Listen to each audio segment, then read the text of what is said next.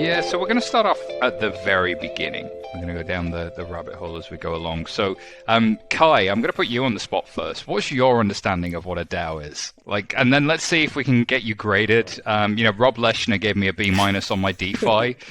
So I want to see what you get from the panel here on your DAO definition. Yikes! This is going to be terrible, but I'm going to do my best here. So I'm going to try and break it down word by word. So I'm going to say, okay, decentralized. I think about that as no single individual or entity owns or controls it.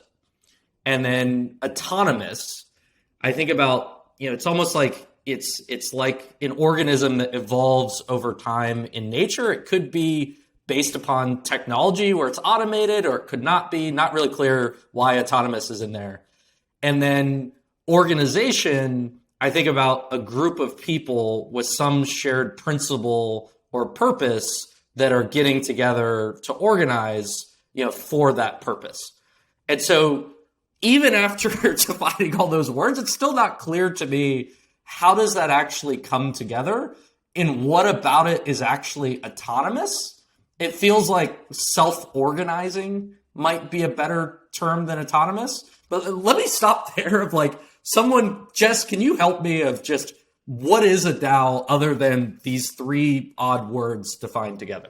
I don't think DSAO, whether self-organizing, just doesn't fit in there with quite the same sort of ring as autonomous. So yeah, I think you did a great job in explaining it. And I think the reality is that DAO as a term is just so broad and it's applied in so many different ways that it's maybe only going to be effective right now and sort of signaling a shift in organization. So, I think the evolution of a corporation onto the internet, on chain, I think that's where DAOs live and thrive. So, decentralized, ideally, many are on their way to do that, just like many of the best crypto projects. Autonomous, I think that's sort of free from maybe certain jurisdictions or limitations, ideally pushing towards more smart contract based, though I think many still have many humans in the loop, and we'll see how that process sort of moves forward as technology and concepts evolve.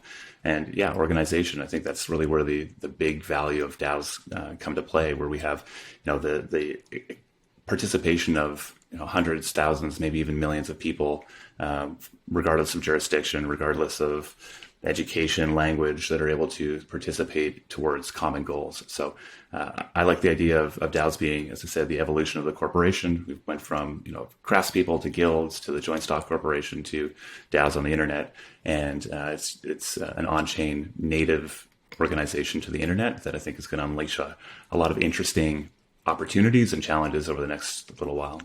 Kyla, how would you think about that? How would you build on that? So I guess adding on there, I wrote a piece about DAOs a little bit ago, and I think the one quote that really stuck out to me from something that I read was, companies are a collection of legal contracts and DAOs are a collection of smart contracts. So I think DAOs are sort of automating away how you would think of HR, maybe HR needs to exist still, but some of the operational aspects of a corporation and making them a little bit more efficient.